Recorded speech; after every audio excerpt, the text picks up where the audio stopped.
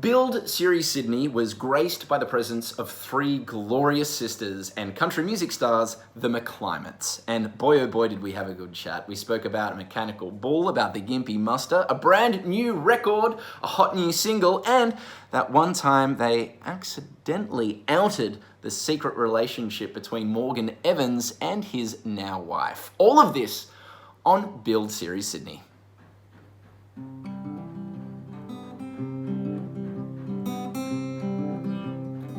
Oh, hey there! Hello, my name is Danny, and I'm the host to Build Series Sydney. In isolation, of course. I'm just at home at the moment, just practicing my guitar skills. And you're probably wondering why. Well, that's because our guests today are of the musical variety. They are country music darlings. They've won APRAs, ARIAs, Golden Guitar Awards, but more importantly, they're just dead set legends. And I'm talking about the McClymonts. How are you doing, girls? So good to see you. Very, very exciting times. We've got some new music from you all. Of course, you've just released a brand new album, Mayhem to Madness, juicy new tunes. Look, I'm going to jump straight in. Had a spin. I've been listening to it.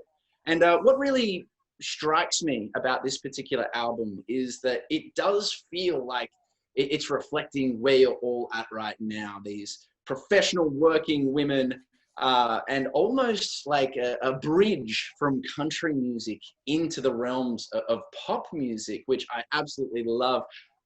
You must be excited to have this baby out into the world. Yes, finally. It has been 3 years since the last record, so it's been a long time coming. And then we kind of finished it up. We wrapped it up at the end of last year, before all this mayhem to madness actually happened. I know. And so when it was meant to be released in May, but we were umming and ahhing, and then we're like, no, we'll bring it out. We'll pull it back a month, released it in June. And look, I'm pleased we did, because like Sam said, 3 years in the making to record new music, because we've all had babies, and, you know, we've kind of been a bit busy on that side of things. But definitely reflects where we're at right now in our lives. I think if we'd held it back, we're probably going to be in different places by the end of this year, because that's and we'll be over the songs as well. So we were like, let's get these babies out into the world. Yeah, I mean, already I got this number one single, which is nice. Nice. It's lovely. Yeah, is that kind of like a relief? Like, what does it feel like when you put one of those musical babies and they hit number one straight away? What do you guys feel? Is it excitement? Oh, that's a good thing. That's actually a really good thing. It's kind of a bit nerve-wracking and overwhelming when you do release music, like the leading up to it, because you're like, oh, is everyone going to like it? I think I got this was like the perfect timing, because COVID hit just as we released I Got This. It was like, we were like, this is everyone's anthem. This is like the perfect song for lockdown. We had so many people messaging us, telling us what it meant to them, and it was just kind of the perfect song. I mean, it's definitely not something you want to say after you get your results back. No. Oh my God, no, not at all. Bye. I got it. It's definitely not. I got this. So I'm going to play for you. But it does make me want to ask you, when is the last time you use the phrase with that bravado and confidence when you go, I got this. Can we get it's probably me. It's actually not like that. No. It's like, I got this. No, I got it. I don't want you to going, I've got this, like dinner, I've just smashed it. Oh, dinner. I like that. Smashed it. I never hear my husband go with the changing of the nappies, I got this. I got this. I'm usually like, I'd love to hear that. But I usually go, don't worry, babe, I got this. I'll get it. Yeah. I mean, well, obviously, the tour is postponed, which is very, very sad. And from at least my experiences with you three, it seems like you guys are just, you become completely different humans when you're on a stage. So what does it feel like not being able to perform? Is it almost like a forced holiday? Yeah, well, look, that's true. There's been a few positives out of, I guess, all this. I think for everyone, but for us particularly, to have the downtime at home lately. So, because it's usually like leaving your suitcase at the door, during the weeks, because you're away on weekends, so you're constantly leaving. But yeah, this has been a lovely time to hang out with the children, get the house sorted. watch a bit of Netflix, kind of writing. Ready to be out on the road again. But we're ready. We miss it. We like, and not knowing when we can actually go out. I think that's the hardest part, is not knowing when there's no a date. answers. Yeah. We've got what are you watching? just, Yeah, because we literally have no other skills either. No. So, like, we are a hazard to the Australian population because we can offer nothing but music. I can make a really good sandwich. I've seen you and your husband cooking in that campfire. Yeah, no, look, that was an experiment. We knew that wasn't going to work. But anyway, listen, got to experiment on these things. So we need to get back out on the road.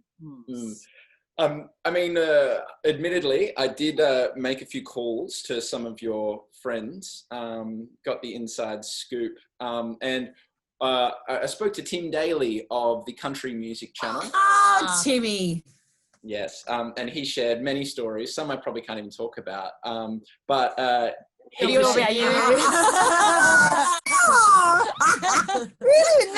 You're the one that stays up late. I would never have thought that. He said that he was. You made him chuckle from his toes to the top of his head, just like bellowing at the Gympie Musta one year, because apparently you are just the funniest human in the world. She'll tell you too. I am. What did I do? What was the story? Apparently, you tell great campfire stories. I do. Brooke has the best stories. Like any past life, like old dating stories. Like she has the best stories. Yeah, you need like, to follow them. I either cry at the stories or you just make them very funny and go, that's my life. I can look at it that way or I could look at it that way. I prefer to look at things funny. A part of me wants to ask. You want to say it, don't you?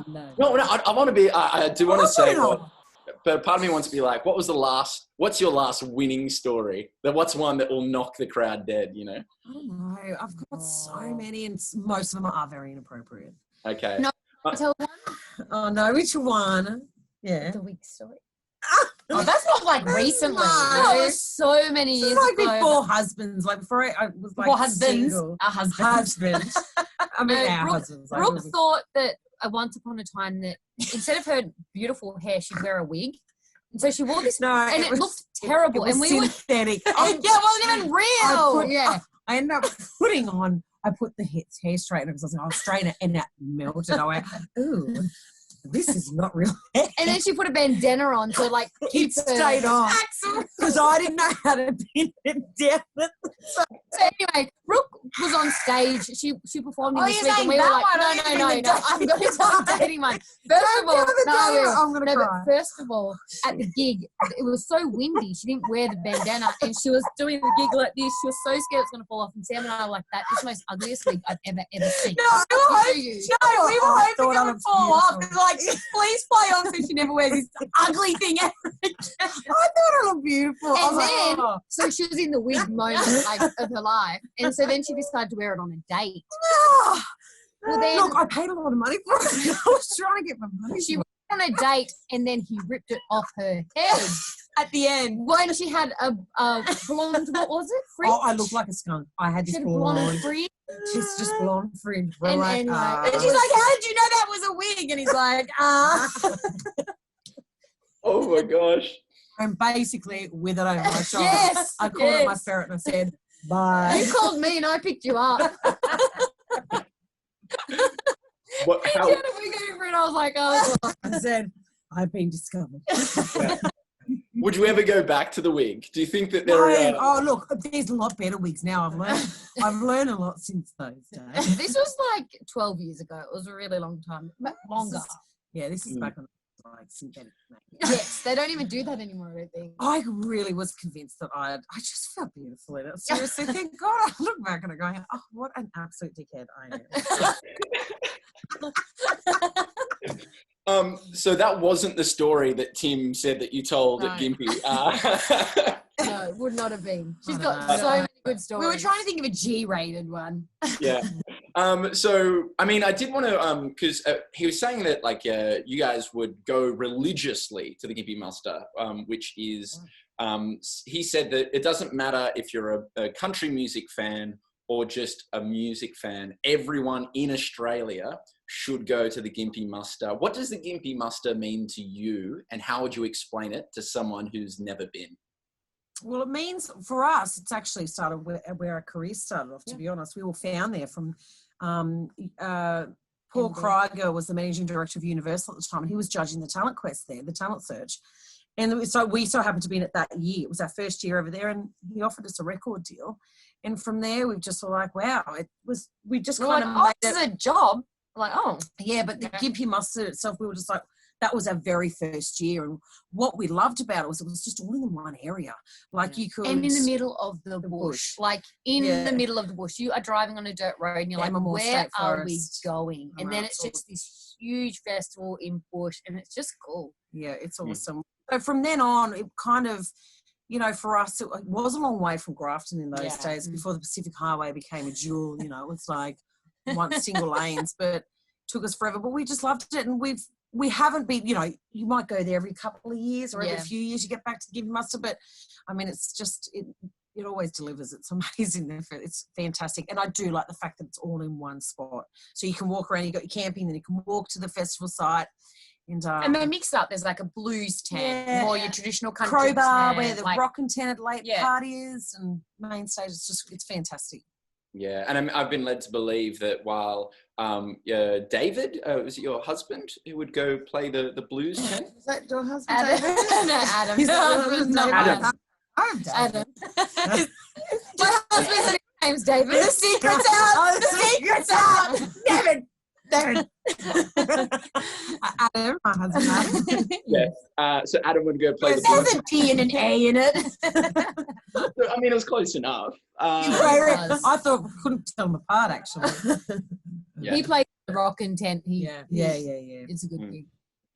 So I want to bring things back to music, and in particular country music, because you girls, you probably won't remember this, but many, many years ago, Tim Daly at the Country Music Channel brought you all in, and I met you as a young lad, and you were the gateway music to country, and by that I mean I started appreciating and enjoying country music when it wasn't necessarily a genre that I liked initially. Cool. And this, I mean, this was like 07 or 06 or something. And what I really do like is the way that your music is now kind of developing into this kind of, it's a country style, a pop style, and it can be consumed by anyone who loves just music in general. I wanted to get your thoughts on how the genre of country music is evolving today. Yeah, well, I feel like we were definitely on the country bandwagon before it was cool. We were just trying to convince everyone, hey guys, you really need to listen to country. It's awesome. And it just took people a little longer to catch on. And we did feel like we were always just that little bit early in terms of our music, of what we were delivering, what we were trying to say. It kind of sat in the middle. It wasn't the traditional Australian country. Missed the mark a bit. Yeah. Yet, you know, in America, we probably were still too Australian as well, too Aussie sounding. So it's so we get so excited that everyone is embracing country music now. And when we turn on, you know, pop radio, we are hearing country songs in the mix. And, you know, they're people we've grown up with, our mates, you know, listening to. And it's such a wonderful time to hear that, because country music is all about connection and connecting with people. It's stories, yet it's still in a fun way as well. Like, it's still catchy. It's still modern, got those elements where you want to sing along to it, but you actually connect with the story as well. Yeah, and it's nice still to be able to turn on a radio station and hear classic Johnny Cash and June Carter songs. Have you noticed that that's been happening a little bit more lately? Totally. It's like it's cool, although that's always been cool, Johnny Cash, let's be honest. But more traditional stuff as well. Yeah. And people like Casey Musgraves, who have that super country flavour, but she's making it quirky and cool and different. And it's nice that she's still keeping it with a traditional element as well. And Keith Urban's paved the way. People like Taylor Swift, you know, even Casey Chambers in Australia, paving the way to, you know, getting people into listening to it. Morgan Evans is kicking butt. So like doing all the crossover stuff. So it's just, it's really exciting. I mean, Morgan Evans used to work at the Country Music Channel. Yes, he did. He did, and he's become a superstar in Nashville. Did Tell you that story that I actually figured it out that they were seeing each other before they were actually seeing each other? Story time, everyone! Story time. We've got another. Here we go. Okay, so I was hired to do the red carpet. So I was talking to everybody, blah, blah, blah. Anyway, so when you're on the TV, I had my little idiots in talking to the guys back in the booth, you know, going, okay, and up you've got, you know, you've Danny got Garth Brooks coming up, just to let you know, if you didn't know, they tell you who was coming. So you go, hi, Garth, you know, so you're not feeling weird, didn't know where their Danny names. gets it, he gets it. But there might not be people who gets it, right? So anyway, where I was sitting there talking, I'm just talking to him, so I'm talking to the guy back there. I said, oh my gosh, Morgan, there's something going on with Morgan Kelsey. He's holding her lower back. And I said, that's not what you do when you're single. And I'm like, they're dating. In fact, I think they're doing more than that. I'm going to ask them the question when they get, Morgan Kelsey, hi, welcome, the host of the show. They were hosting that year. And I'm like, well, I said, oh my God, so how long have you two been down there? And they both went, what? Oh, what? No, what do you mean? And they weren't, but I caught them off guard. And I said, don't worry, this won't be, this will be edited out. They won't say it. And I've been trying to ask for that footage because I actually said it to them because I've got it. And they didn't show that? Well, no, of course not. They should have. No, but I wanted to play it a couple of years ago when we did the hosting. Yeah. And when they were there, I don't know if they were there or not, but I was like, I picked it. I picked it like a bloody dirty nose. And I'm telling you, look at them now. And then they're probably going to kill children together. I picked it. Children or kill each other. Children or kill each other. It's COVID. Either happens. I mean, and it's funny because as an Australian lad, I went to Nashville and every time I went to any bar, honky tonks or the whatever, they're like, oh, you're Australian. Do you know Morgan Evans? And I'm that's awesome. I'm like, you should, I am Morgan Evans. Yeah, she said, I am. Then they would have probably expected you to buy them a drink. Yeah. So I did also want to, discuss the whole recording of the album because, I mean, obviously this happened at the end of last year, but I've been led to believe that it was quite a fun and an enjoyable experience this time around. What was it like? It was different for us because we didn't record together this time because we all lived in different parts of Australia. Sam had moved to Brisbane, Molly's in Wollongong, and I'm in the mid-north coast now. We kind of did it separately, which was great. But think off was like Skype, Zoom, all these things where we could just ring up and go, hey. Actually, Sam and I did record together. Oh, did you? There we are now and recorded with each other. But we also knew we could do that as well because we had so much trust in Andy because we worked with him on the last record. So Andy Mack, the producer, we kind of knew how he worked. He got us. So it was very much a safe zone. We were like, we all know what we're doing and obviously we trust each other and if you're going to take a song somewhere, we get it and we'll just go with it. So, look, it's not our first choice. We would love to be there constantly together, but with little babies involved at the moment, it's just it's kind of crazy and we just try and make it work however we can. But, it's a lot of trust. That's why it's so important to pick the right producer, and we absolutely love working with Andy, and he does make it really special, really easy. He's a genius. Yeah.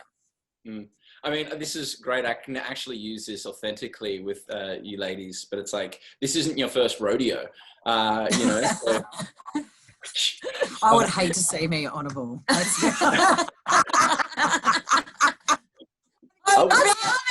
get the biggest black eyes. You actually, you would. I come off going, I did the 8 seconds, but look at my eyes.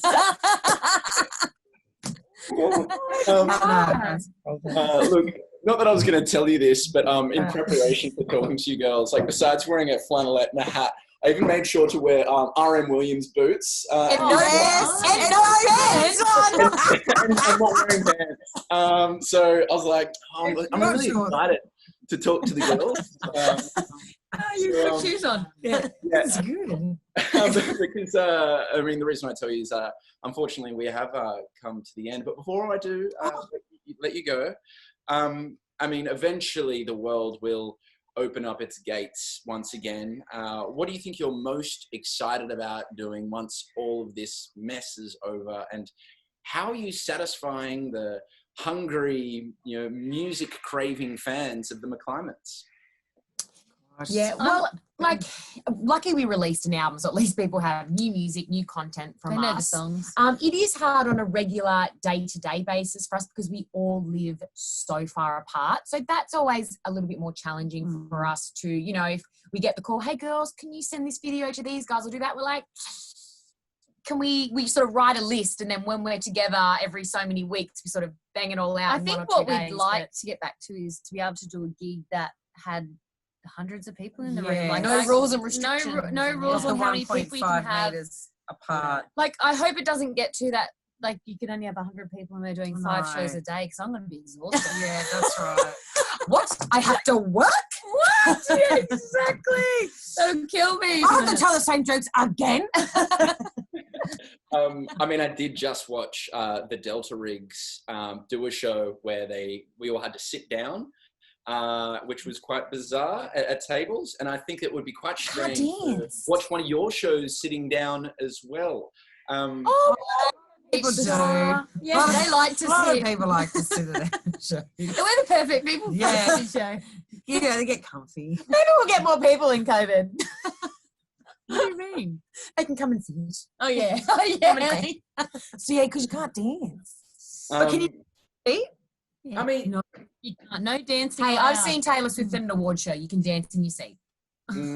Well, maybe we're going to have to get you back for a virtual performance for everybody. So you can do a virtual McClymonts Build live show when everyone can watch from the comfort of their armchairs. Well, we did try that once over Zoom. Oh, it was with singing in all different places, and the delay killed us. So we have right now. Yeah. Okay, maybe not. But what I would like to say is it has been an absolute pleasure having you on Build in ISO. Really riveted and excited about the new record. Congratulations, having a #1 single. And looking forward to seeing you perform live again one day. One day. Ooh, one day.